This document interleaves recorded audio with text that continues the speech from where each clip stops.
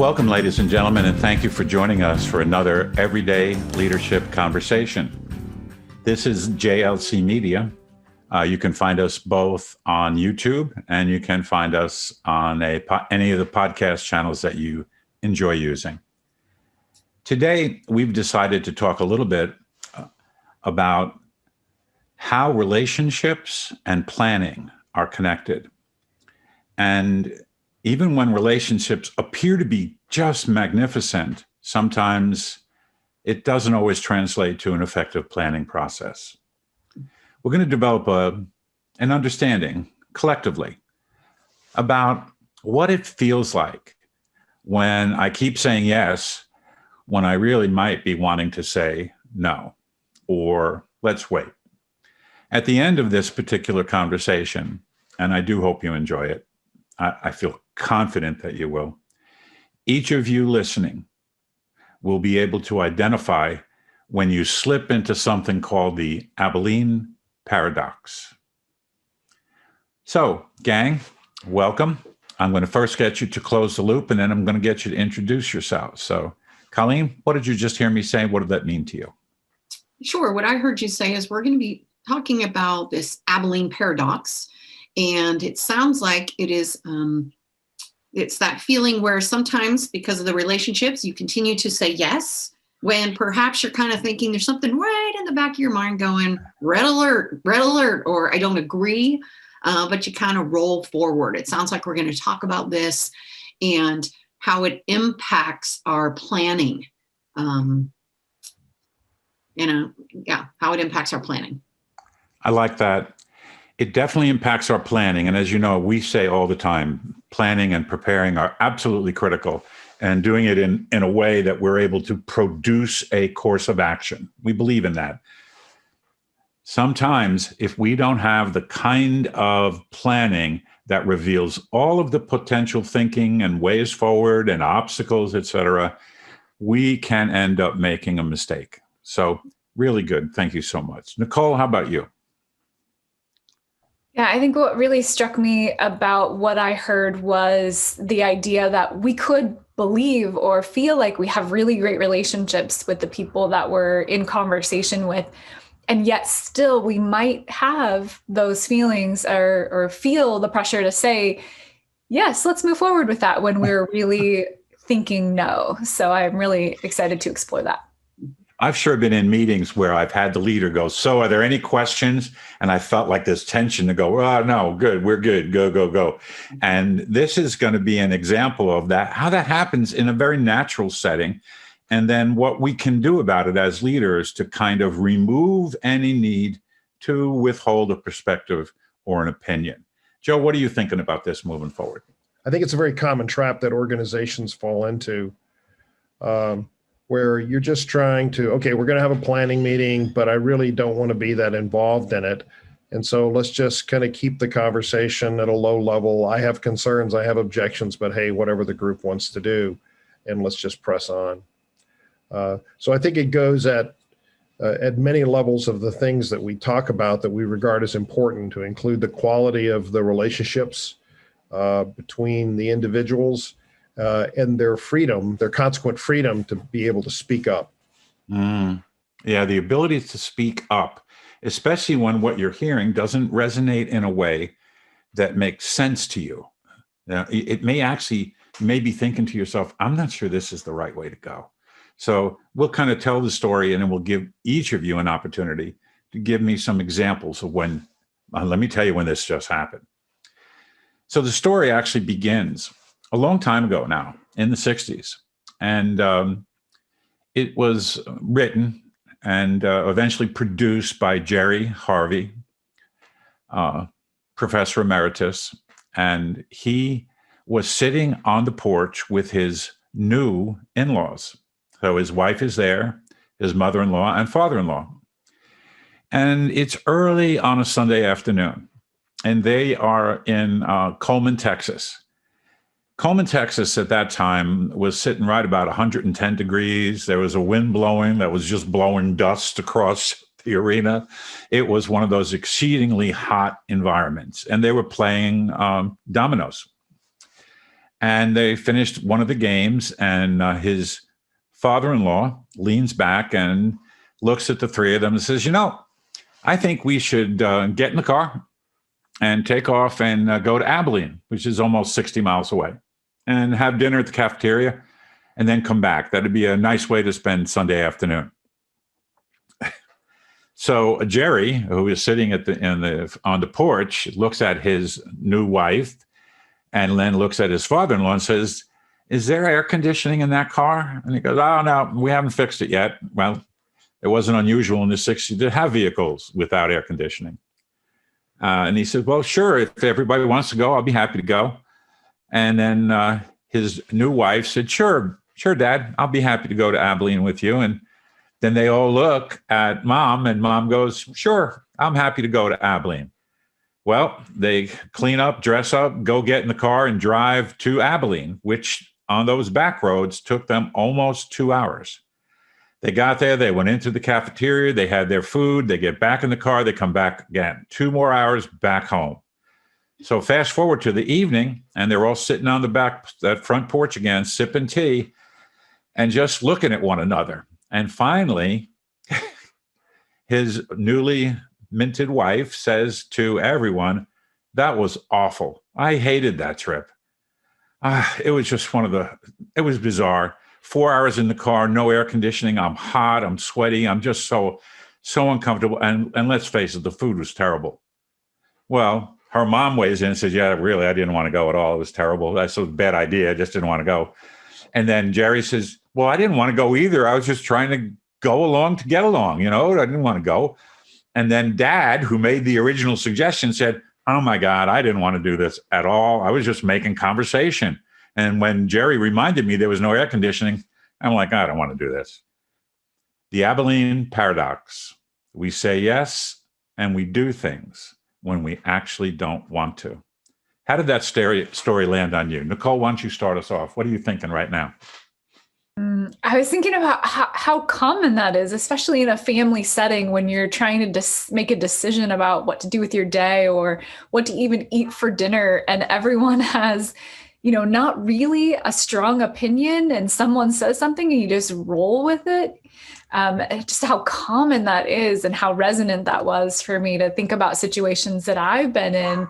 Whether it's determining, well, where might we want to vacation this year, or where might we want to spend our afternoon on a Sunday, like you were just explaining, and how we might miss opportunities to really spend time, which is our most precious commodity, in the way that we really want to, because we feel some sense of obligation to the people, to the person that suggested it.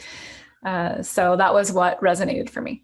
Very nice. Notice how it shifted to an obligation because somebody suggested it, and I went along. Said, okay, I guess I can do this. Joe, what are you thinking? I think that's very much the sense of it. It's a sense of obligation or an unwillingness to really raise an objection to somebody that you're trying to show some deference to. And I think this is how, you being overly polite can you wind up on the bus to Abilene and do things that you really don't want to do, or that you don't think are a particularly good idea, or that are going to have a particularly good outcome. And so again, I think many times this hesitancy to speak up and to provide feedback, to say, hey, it's hot and I don't want to get in the car and drive without air conditioning for a long ways for basically a poor meal and to come back with the same kind of time commitment. I really don't want to do that. I think it speaks to the need to, again, coming back to the quality of the relationship, to say, do we really as a group think that this is a good idea? And I think that groups struggle with this kind of critical assessment, critical feedback. Much of the discussion in coaching that I see is about leaders and leaders being aware and being able to assess the world around them and what is going on and what are people thinking, and being open to accessing those thoughts and ideas. And so to the extent that in the scenario you gave us there, Ray, that where the dad is like, well, let's go to Abilene. And then nobody, well, dad wants to go to Abilene, so I guess we're all going to go. I think this is an apocryphal story, and we need to examine, and anytime we find ourselves on this bus to Abilene, I think we need to assess what are we doing here, and how do we help the group find a better solution.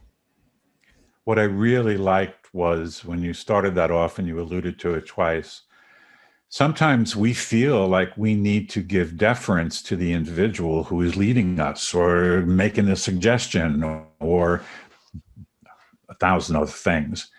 And then for whatever reason, we never close the loop, especially in family settings. We say, you guys really want to do this? And nobody ever says, I'm not sure. It just doesn't seem to happen. That was really excellent. Thank you both. Colleen, where are you on this? Sure. Yeah. It just reminded me with working with clients. I mean, we get invited in to observe communication practices that are already existing within organizations. And I specifically remember going into an organization and just observing a board of directors meeting where the senior leader was offering, right, a course of action. And I had done some individual interviews with pretty much everybody sitting around the table. So, and during those conversations, they surfaced one-on-one how they truly felt about this particular strategic initiative and this course of action. And so I'm sitting there, expecting to see a heated conversation and perhaps a heated debate, and that didn't unfold because when the senior leader said, "This is the way that I'd like to go," nobody else and offered it up for vote, opened the space for conversation. To Joe's point, that deference was there.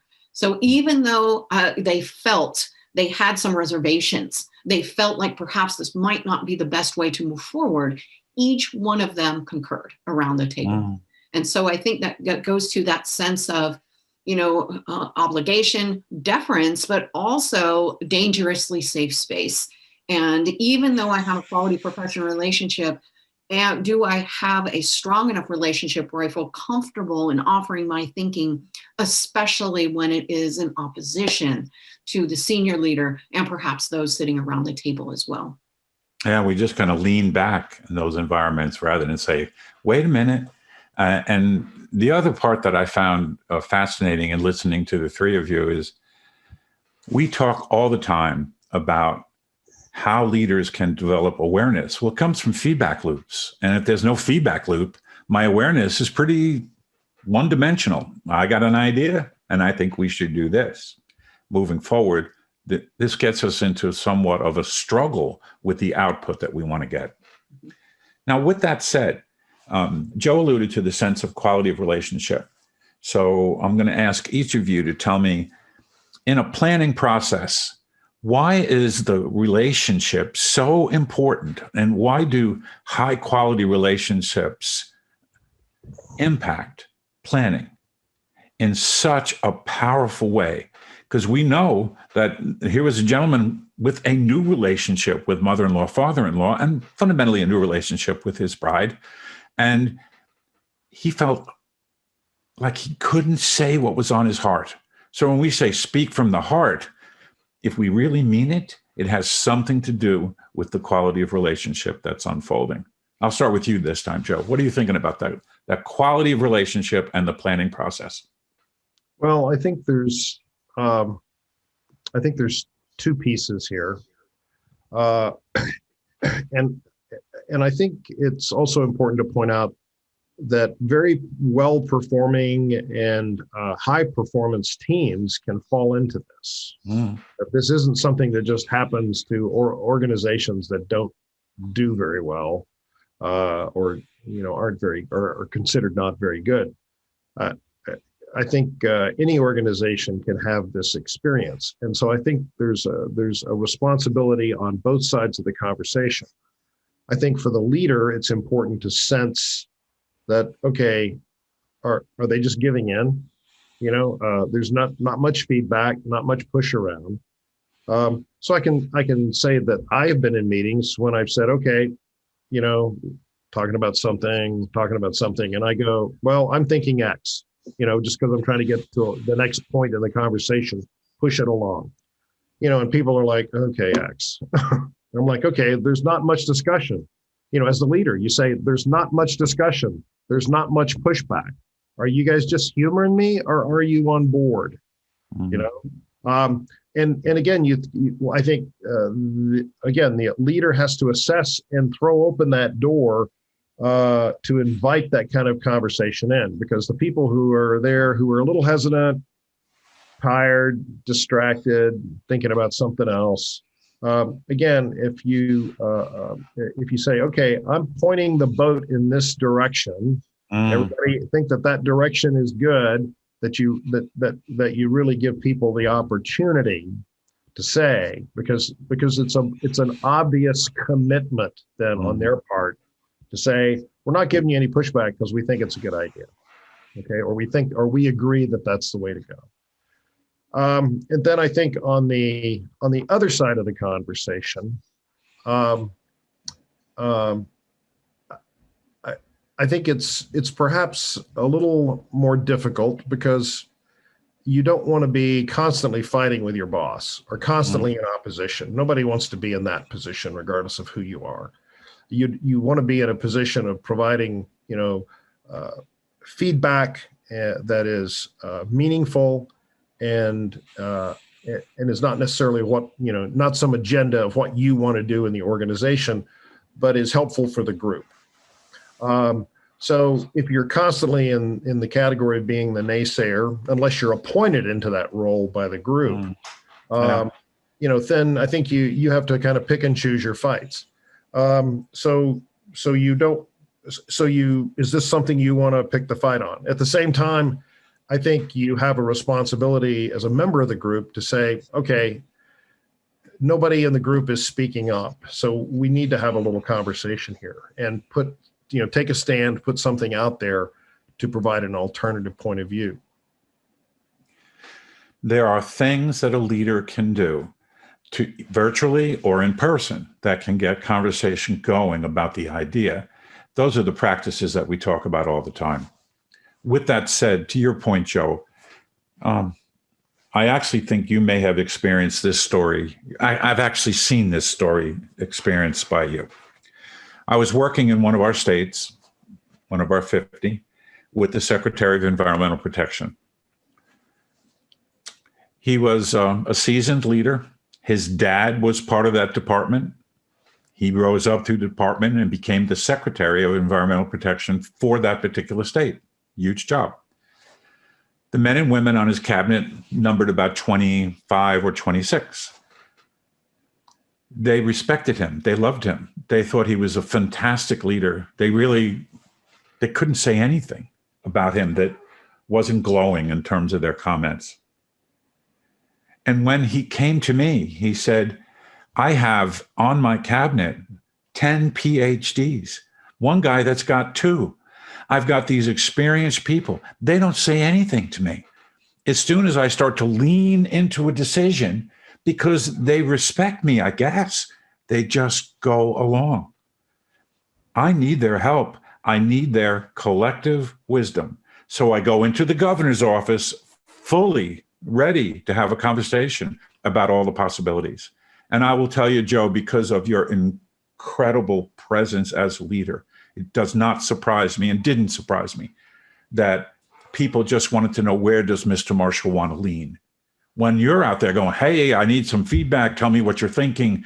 This is an incredibly important story for us to recognize, that we can get on the road to Abilene because we love the person, we respect the person, not because I just want to get out of this silly meeting. There's so many other things that can actually unfold. Joe, you were magnificent. Nicole, what you thinking? I'm thinking about how important it is to frame and give space to that opportunity to seek that wisdom that's in the room. So what is the question that you're asking? Is it, what are you thinking? Or is it, give me some additional ideas? What are some other possibilities? Are you saying those words? Are you saying, who sees this differently? and inviting that conversation. And on the other end of that, you talked earlier, Ray, about the quality of the relationship needs to be there. I need to trust as a participant of this conversation that if I say, well, I am seeing this differently, and here's how and why, that I'm not going to be labeled the naysayer, that there's not going to be conversation after that conversation saying, you crossed me in this meeting and that wasn't appropriate. And I need to trust that my colleagues in that room are going to be respectful of what I say and not make my own thinking wrong. If I'm going to bring something up and bring something forward to the group, I need to trust that no one's going to say, well, that's a really stupid idea, or we did that before and it didn't work, and here, dismissive of my thoughts and ideas. So there's so many elements to the leader inviting that conversation, and the reaction of that leader to the feedback that you bring forward is a huge element, as well as the reaction of the colleagues in the room too. So there are so many different relationship dynamics I think we have to think about as we invite people to really share, like you said, to speak from their heart, and really move in a direction that's different from we're going to Abilene. I love it. And I love the way you talked about getting space, and you've heard me talk about finding space. So the leader has a responsibility to say, I'm thinking about going toward X, like Joe said, and I'm wondering if some of you might see this a little differently, or if some of you might have a different take on my leaning. That gentleman I described to you a few moments ago, that secretary, even using that language changed the dynamic in the room. The room woke up to a different conversation. So super, super. Thank you, Nicole. Colleen, what are you thinking? This is good stuff, isn't it? Yeah, no, it really is. And it's making me pull it back into the relationships and planning. And I think that the piece that I was thinking about is that not all of our decisions, but most of our decisions are based on missing and or faulty data. So if I'm sitting in the room and I'm the leader, and to Joe's point, I'm creating space and nobody's saying anything, now I'm going to make a plan. I'm going to make some decisions that move the organization or the team forward based upon just my own thinking. And oh my gosh, what a missing opportunity. Because to your point in your story, Ray, there were PhDs sitting around the room. This gentleman organized his team because of their high quality thinking. That's great. And if you're not offering your high quality thinking, now our plan probably isn't going to be the best plan, because we're missing that piece of getting those voices in the room, offering and developing, or having a common understanding, getting everybody's thinking on the table. Now, the plan that we can develop and design is going to be so much more impactful. Oh. Yeah, you just added one more dimension to our conversation, the recognition that when I come to a conclusion, it is based upon the data that I have personally assembled and interpreted.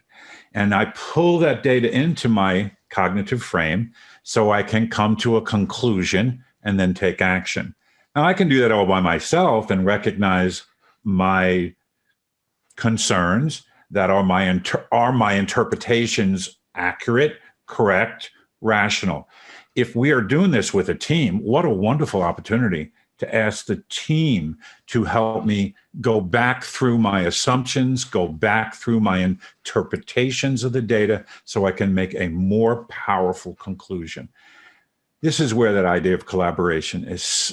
It's nice to talk about. What I love about the three of you is you guys put that in action with the people that you coach and the people that you lead. You actually show them methods, protocols, and practices that enable that kind of collective contribution to inform the planning that's going on.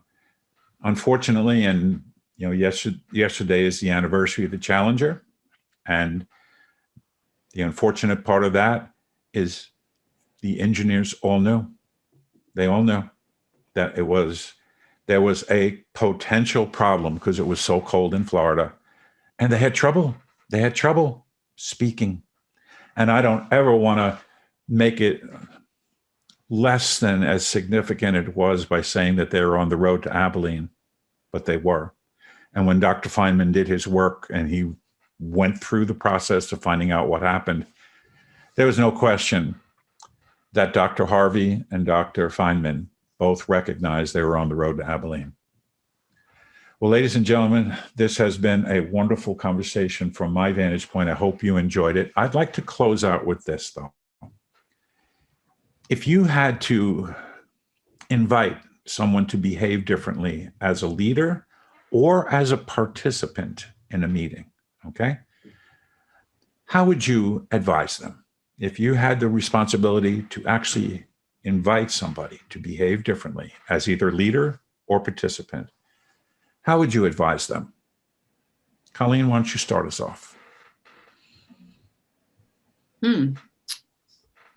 Well, I guess if I was going to coach them in any type of change, I would ask them kind of their perspective of how are they showing up in that meeting? And that's great. Is that producing the desired result? And if not, what is the result that they're trying to produce? So I would ask them a few questions, find out where they're at as far as showing up or even leading a meeting and participating. Ask them what does that look like? What would they look like if they were successful in making that change? And then perhaps I'd hold up the mirror a little bit and then coach and guide them along the way. That's really beautiful. So does my behavior match the intention? And I think that's magnificent. Does my behavior match the intention of this particular piece we're working on in this meeting? Whether I'm a participant, an engineer on the Challenger project, on the road to Abilene, and countless others, and how am I doing making this move forward? Excellent, excellent. Nicole, what are you thinking? Yeah, I think in addition to what Colleen laid out for us around discovering what the intended outcomes are and what kind of where your current state is and where you'd like to be, I think bringing in the idea of that intentionality in your own self-awareness, your own reactions. So really focusing in on when someone does bring something forward, what is your reaction to that on your face, in your body, in your language, the words that you're using, to ensure that there's a real opportunity to acknowledge and respond respectfully to generate that safe space that's needed within those kinds of conversations. So that piece and the questions. So really focusing in on what are the quality of the questions that you're asking, those invitations into that feedback loop. So those are two areas that I would want to have conversation around if I was advising someone in this space. I love your reminder that the work that we do, which I hope I have done for the three of you today, is as we are building ideas, our ability to acknowledge one another and respond respectfully creates safer and safer space. It's not we just don't show up and say, well, today it's safe space, ask me what you want. That's not going to happen, right? Yeah, it's not going to happen. What happens is over time, if we consistently and regularly acknowledge people's thinking and respond respectfully, we can offer a variety of perspectives that may not be ones that have already been stated. That was great. Thank you very much. Joe, how about you put a ribbon on this one for us?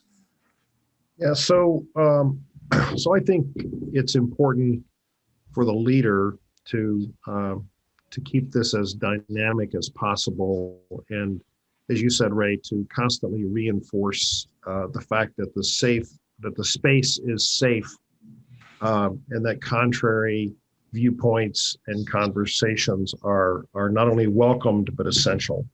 So my advice would be to say that the leader should say, okay, many of the decisions, studies show, as I think Colleen referred to, that the decisions we make are based on bad or incomplete information, and so reminding people of that, and then looking around. And again, if you're not getting any pushback, look around the room and perhaps choose someone. Maybe, again, to emphasize the safeness of the space, maybe you turn to, if you have a deputy or someone else who is closely aligned to you as the leader, and say, okay, Bill or Mary, I want 3 reasons why this is a bad idea.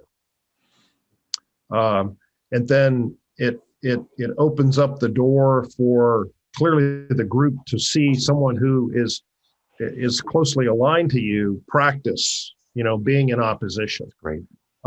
If you have a group of strong players, you can pick on one of your antagonists and say, they probably can't wait to give you a dozen reasons why it's bad. On occasion, I have used the tactic of, okay, we're not leaving this room till you guys come up with some reasons why this is bad. So now it motivates them to say to say something critical. And so again, I think but all of those are tactics or techniques that leaders can use to open up the door, to get feedback, to get other perspectives, and maybe there's not much to add, in which case maybe you're on the right track, but you're doing the best you can do. But if the room passes in silence, then you as a leader, the hair needs to be standing up on the back of your neck about what is going on in that room on that particular day at that particular time.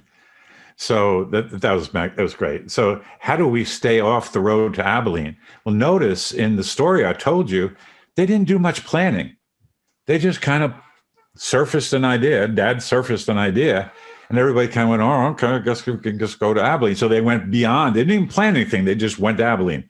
So to Joe's point, we need collective thinking. We need wisdom. We need some folks that if we need to model this with someone, remember the number one thing from the leadership research, model the practices that you expect everyone to follow.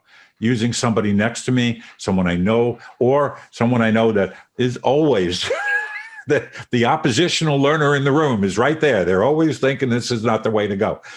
If we tap into them and model that, all of a sudden we get feedback, which in the Abilene story, there wasn't any feedback. It was just, let's go. And they got up and they went. So even noticing quality of relationship goes right to the planning process. We have to engage in the planning process. How long will it take? How far is it? What's the weather really like? Is the air conditioning? Is there a chance we can have enough? Blah, blah, blah. Many other things could have occurred before we jumped in the car and drove 2 hours to Abilene to have bad food. Ladies and gentlemen, thank you so much for listening to us today. The wisdom given to you by Colleen, Nicole, and Joe is just incredible. And I didn't get them to introduce themselves yet. So Nicole, real quick, tell us who you are and what brings you here today. My name is Nicole Lyons, and I am here to be a part of this wonderful team and conversation today. And what I love about all of our conversations is that we are passionate about the idea of helping leaders to create quality conversations and relationships. And I think that brings me to the conversation every single time. That's beautiful. Yeah. And remember, everyone listening, the conversation is the relationship. The greater the quality of the conversation, the greater the quality of the relationship. Thank you. Thank you. Colleen, tell us about yourself here. What brings you here? Colleen Sullivan, working as a JLC associate for, I don't know, Ray, what is it, 12 years? And it's just an honor and a pleasure to work with all of you. And I think the thing that brings me here is this sense of it's through your everyday leadership conversations that you can continue to enhance your capabilities around all of these things. And a lot of what we share, it's common sense, not necessarily common practice. So my invitation to each of you listening is you're probably going, oh yeah, I forgot about that, or that's a great reminder. And I think it's just that sense of if we really want to enhance our capabilities as a mom, as a leader, as a daughter, in any capacity, it's just that sense of being really intentional. Oh, that's really nice. Well, Colleen, one of the folks I worked with had a picture of Texas up in his office and a big circle around Abilene. So he could constantly remind himself, let's not get on that particular road if we can avoid it. So, Joe, who are you and what brings you here? Okay, so I'm Joe Marshall. I'm had a career in the military, and then I had a career in the civilian government. And I'm an executive coach with JLC. And what I'm attempting to do is use my background and experience to help executives be, 1% better. God, I love that. See, I think sometimes we get excited about coaching and going to a program. If I can just do one thing a little better tomorrow than I did it today, I win. And this sense of awareness of my practice, oh my God, can I create awareness? And that's what I think you guys do for everyone that you coach and support, help them become a bit more aware. Ladies and gentlemen, once again, thank you for being with us. Look for us at gojlc.com. If you have any of the podcast channels, we'll be on there. And you can find us on the JLC YouTube channel. Be well, everyone. Thank you so much for being with us. Sincerest thanks for listening to this episode of the Everyday Leadership Conversations podcast. The Jorgensen Learning Center offers a variety of programs for individuals and organizations to enhance their communication and leadership skills. To find out more about programs and upcoming webinars, check out our events page at gojlc.com.